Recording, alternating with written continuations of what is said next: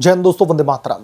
पश्चिम बंगाल की मुख्यमंत्री ममता बनर्जी की राजनीति अब हताशा और बौखलाहट की पराकाष्ठा पर पहुंच चुकी है, जहां पर एक तरफ दोस्तों विशेष गहन संशोधन यानी कि एसआईआर की प्रक्रिया में उनके अधिकारियों की धांधली और अनियमितताओं की पोल खुल चुकी है, वहीं अब ममता दीदी लोगों का ध्यान भटकाने के लिए तरह तरह के हथकंडे अपना रही हैं।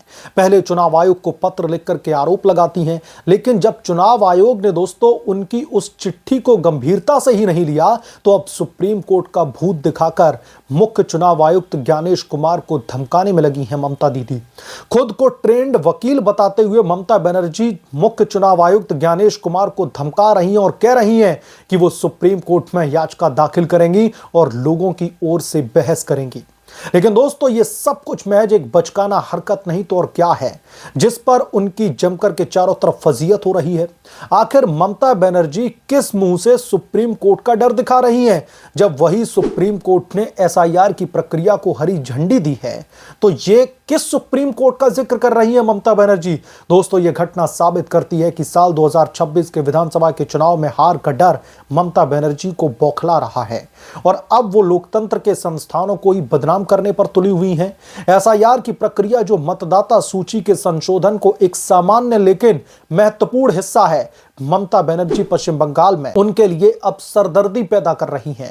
दोस्तों आरोप है कि ममता के अधिकारी इस प्रक्रिया में बड़े पैमाने पर अनियमितताएं बरत रहे हैं। वोटरों के नाम मनमाने ढंग से काटे जा रहे थे, सुनवाई के नाम पर बुजुर्गों और बीमारों को परेशान किया जा रहा था और यहां तक कि कतारों में खड़े लोगों की मौतें भी हो रही हैं।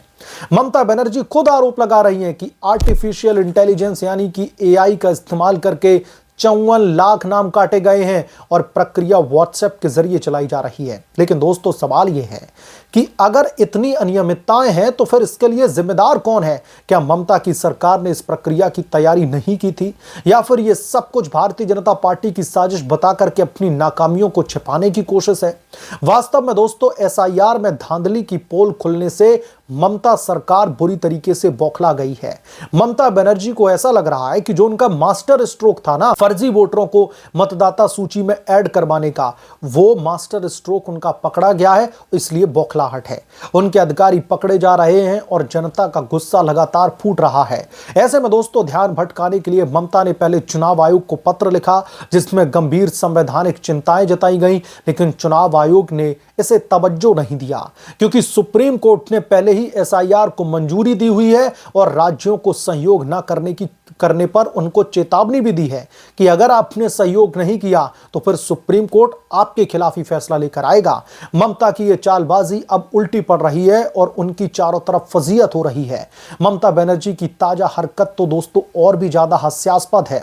गंगा सागर से बोलते हुए उन्होंने कहा कि हम कानून की मदद लेंगे, कल कोर्ट खुलेगा, हम सुप्रीम कोर्ट जाएंगे, जरूरत पड़ी तो सुप्रीम कोर्ट में इजाजत मांगूंगी और लोगों की ओर से बहस करूंगी। और तो और उन्होंने खुद को एक ट्रेंड वकील भी बताते हुए मुख्य चुनाव आयुक्त को उपहास उड़ाया है, यानी कि उनका कहीं ना कहीं मजाक उड़ाने की कोशिश की है। लेकिन दोस्तों ये सब कुछ बचकाना नहीं तो और फिर क्या है? सुप्रीम कोर्ट ने दिसंबर 2025 में ही एसआईआर की प्रक्रिया में राज्यों के असहयोग पर सख्ती दिखाई थी और कहा था कि अगर काम में बाधा डाली गई तो सुप्रीम कोर्ट खुद आदेश पारित करेगा। तो क्या अब सुप्रीम कोर्ट ममता को लताड़ेगा, आदेश पारित करेगा? ममता उसी सुप्रीम कोर्ट का नाम लेकर के धमका रही है जिसने उनकी सरकार को चेतावनी दी है। दोस्तों ये धमकी महज एक राजनीतिक स्टंट है जो ममता बनर्जी की हताशा को दर्शाता है। हर कोर्ट से झटका लगने के बावजूद भी, चाहे वो कलकत्ता हाई कोर्ट हो या फिर सुप्रीम कोर्ट, ममता लोकतांत्रिक संस्थानों को बदनाम करने से बाज नहीं आ रही हैं।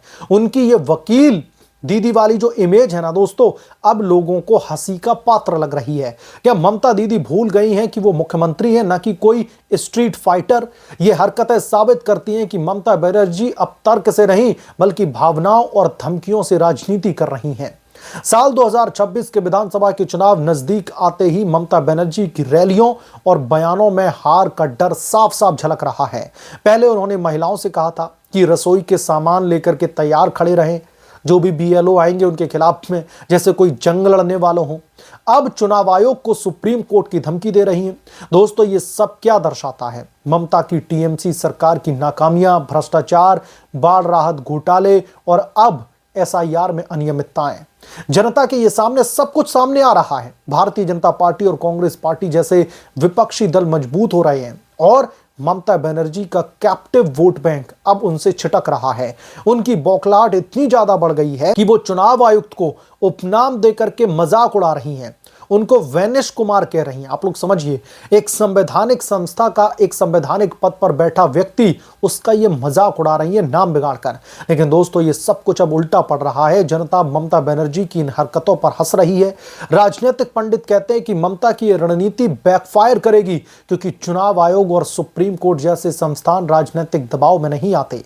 ममता की यह फजीयत साबित करती है कि जब सत्ता जाने का डर सताता है तो नेता कितने हास्यास्पद हो जाते हैं।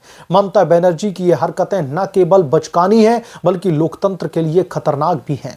दोस्तों, ये चुनाव आयोग जैसे संवैधानिक संस्थान को बदनाम करना चाहती है, जबकि खुद उनकी सरकार एसआईआर में सहयोग नहीं कर रही है। सुप्रीम कोर्ट ने स्पष्ट कहा है कि राज्यों को एसआईआर में बाधा नहीं डालनी चाहिए, लेकिन ममता उसी कोर्ट का नाम लेकर धमका रही हैं ज्ञानेश कुमार को।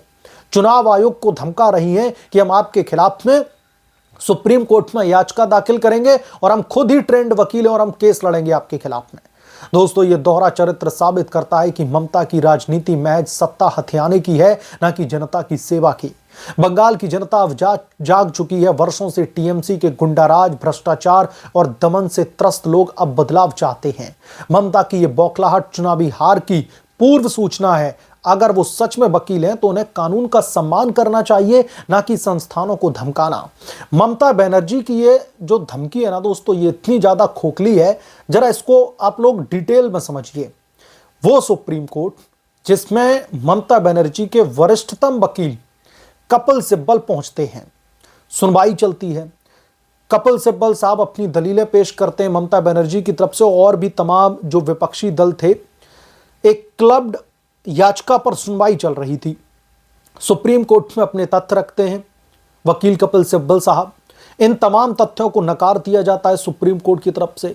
सीजेआई सूर्यकांत साहब कहते हैं कि जो चुनाव आयोग एसआईआर की प्रक्रिया करवा रहा है उसमें नया कुछ भी नहीं है, वो बिल्कुल ठीक प्रक्रिया और वो चलेगी, उसको हरी झंडी दे दी जाती है। इतना ही नहीं, जब हर कोई याचिका आकर के डालने लगा, सुप्रीम कोर्ट का जीना हराम कर दिया गया, तो सुप्रीम कोर्ट खुद ये बात कहता है कि जो एसआईआर की प्रक्रिया चल रही है उसमें जो राज्य सरकारें हैं वो ये सुनिश्चित करें कि वो चुनाव आयोग को पूरी तरीके से सपोर्ट करेंगे, और जो एसआईआर की प्रक्रिया चल रही है उसमें आपका सहयोग चाहिए।